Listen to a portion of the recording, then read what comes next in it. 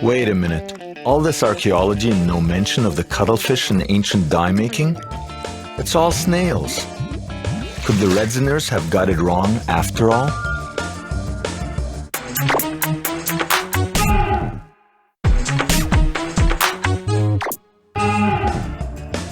What I want to know is this.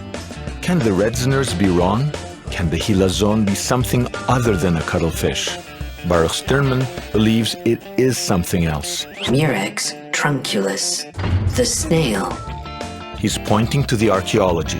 Thousands of ancient snails, just like these, found piled up around Iron Age dye vats. But you're saying, hey, guys, there's thousands of these things found in ancient digs. No cuttlefish remains. We know that this was used in dye making. We've found dye installations up at Chof Tor and in 1920 other places along the coast of Israel, right where the Talmud says the Techeiles dyeing happened. We know that this snail was used for dyeing. We know that this snail can produce a color, right? So the logical argument then says... We're getting closer. I mean, it's got to be. We're taking It the looks pun. very fishy. It's very fishy. It's a fishy story, this one. How did the Rebbe... So is there something that smells a little fishy about the Radzyners' cuttlefish theory?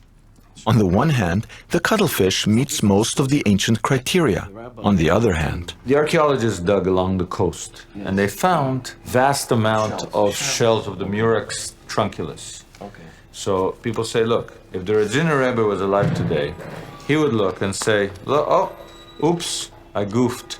I made a mistake, because if I was right, they would have found vast amounts of the soft shell of the cuttlefish.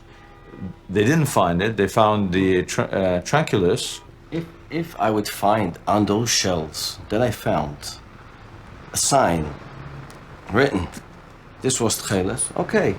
But there were other dyes and other colors being dyed through those years. The Romans were there. And they had vast use factories. By the way, the Techeiles is used only for one thread, and this type of murex was used to dye entire garments from head to toe, for the nobility, of course. And that's why you needed huge amounts of shells, and that's why they found those kind of shells. Could be if you would check other sites, other places, you would find what we're using. That archaeology is very nice. It could help you, give you a clue. But to say that what I found is Techeiles and that was used as Techeiles, who says?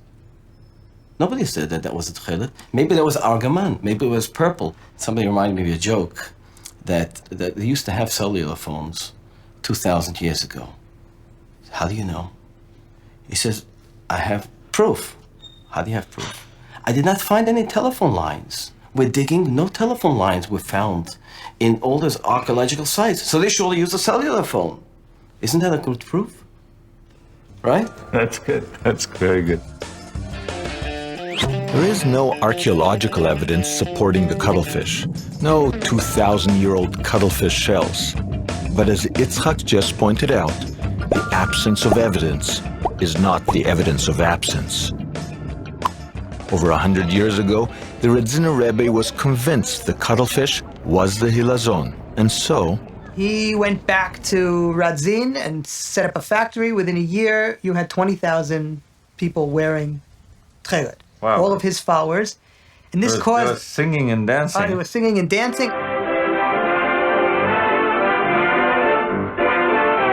But not for long. 100 years ago, a lot of rabbis immediately came out against the cuttlefish. A tremendous amount of argument broke out over this. Should you wear the Techeiles? Shouldn't you wear the Techeiles? If you wear the Techeiles, is it good? Is it bad? Should you be stoned? Should you... In Jerusalem, for example, there was giant arguments between those people. As a matter of fact, one person took off a talit of somebody who wore Techeiles, threw it down in the middle of the courtyard in the old city and burnt it. The chelet had been gone so long, there was no longer a tradition of wearing it, and the Jewish establishment came out against the Rebbe's discovery. There was this very, very strong